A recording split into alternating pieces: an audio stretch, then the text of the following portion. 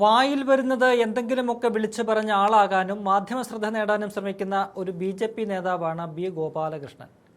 Channel ചർച്ചകളിൽ വന്നിരുന്ന് വിഡ്ഢിത്തം പറയുകയും ഒടുവിൽ തേഞ്ഞ് ഇറങ്ങിപ്പോകുന്നതും നാം പലവട്ടം കണ്ടിട്ടുണ്ട്. ഇക്കഴിഞ്ഞ നിയമസഭാ തെരഞ്ഞെടുപ്പിൽ തൃശൂർ ജില്ലയിലെ ഗുരുവായൂർ മണ്ഡലത്തിൽ നിന്ന് ഗോപാൽജി മത്സരിച്ചിരുന്നു. 8 നിലയിൽ പൊട്ടി. തെരഞ്ഞെടുപ്പ് സമയത്ത് വായിൽ വന്ന വർഗീയത മുഴുവൻ ഛർദ്ദിക്കുന്നത് കേരളം കണ്ടു.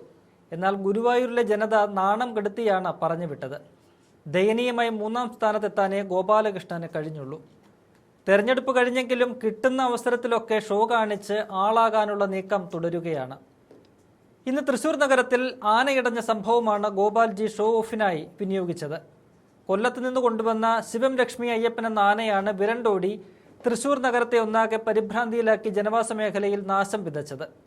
2 മണിക്കൂറിന് ശേഷം ആനയെ തളച്ചു. കാർ ഉൾപ്പെടെ വാഹനങ്ങളും നിരവധി മതിലും ആന തകർത്തു. വലിയ നാശനഷ്ടമാണ് ആന വരുത്തിവെച്ചത്. സംഭവത്തിന് പിന്നാലെ ജില്ലയിൽ നിന്നുള്ള മന്ത്രിയായ OJ ജിനീഷ് സ്ഥലത്തെത്തി. ഗോപാലകൃഷ്ണനും സ്ഥലത്ത് തമ്പടിച്ചിരുന്നു. ബന്ധപ്പെട്ടവരുമായി സംസാരിച്ച് പ്രശ്നത്തിന് പരിഹാരമുണ്ടാക്കാനാണ് മന്ത്രി എത്തിയത്. അതിനു വേണ്ട നടപടികളുമായി മുന്നോട്ട് പോകുമ്പോൾ അതാ ഗോപാൽജി ഇടപെട്ട് മന്ത്രിയുമായി ഉടക്കുന്നു. ആ സാഹചര്യത്തിൽ മന്ത്രിയുമായി കൊമ്പുകോർത്താലല്ലേ വാർത്തയിൽ നിറയാൻ പറ്റൂ. നാശനഷ്ടത്തിന്റെ കണക്കെടുക്കുകയാണ്, നഷ്ടപരിഹാരത്തിന് വേണ്ട നടപടികൾ സ്വീകരിക്കുമെന്ന് മന്ത്രി ഉറപ്പു പറഞ്ഞെങ്കിലും ഗോപാലകൃഷ്ണന് താല്പര്യമില്ല. തളച്ച ആനയെ കൊണ്ടുപോകാനുള്ള തീരുമാനം അംഗീകരിക്കില്ലെന്ന് വാശി പിടിച്ച് BJP നേതാവ് പ്രശ്നം വഷളാക്കാനാണ് നോക്കിയത്. ആനയെയും പാപ്പാനെയും വിടില്ലെന്ന നിലപാടാണ് ഗോപാലകൃഷ്ണൻ സ്വീകരിച്ചത്. എന്നാൽ ചുട്ട മറുപടി നൽകിയ മന്ത്രി ജനീഷ് ഗോപാലകൃഷ്ണനെ നാണം കെടുത്തുന്നതാണ് പിന്നീട് കാണാൻ കഴിഞ്ഞത്. ആനയെയും പാപ്പാനെയും സ്ഥലത്ത് തന്നെ നിർത്തുന്നത് പ്രശ്നമാകുമെന്ന് വ്യക്തമാക്കിയ മന്ത്രി നഷ്ടപരിഹാരം ലഭ്യമാക്കുമെന്നും ഉറപ്പു നൽകി. വെറുതെ കണക്കെടുത്തിട്ട് കാര്യമില്ല, മന്ത്രിയോ MLAയോ മേയറോ ഉറപ്പു നൽകണമെന്നാണ് ഗോപാലകൃഷ്ണന്റെ ആവശ്യം.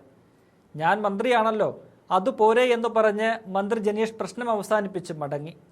ഇടങ്കോലിടാൻ വന്ന ഗോപാലകൃഷ്ണനോട് ഇതൊരു അവസരമാക്കരുതെന്ന മുന്നറിയിപ്പും മന്ത്രി കൊടുത്തു. BJPക്കാരുടെ തനി ഗുണം അറിയാവുന്നതുകൊണ്ടാണ് ജനീഷ് അത്തരമൊരു ഡയലോഗ് അടിച്ചത്. പക്ഷേ ഗോപാലകൃഷ്ണൻ ജനീഷിൽ നിന്ന് അത് പ്രതീക്ഷിച്ചില്ല. ആൾക്കൂട്ടത്തിനിടയിൽ ആളാകാൻ വന്ന് ഒടുവിൽ നാണം കെട്ടു മടങ്ങേണ്ടി വന്നു ഗോപാലകൃഷ്ണന് എന്ന് പറഞ്ഞാൽ മതി.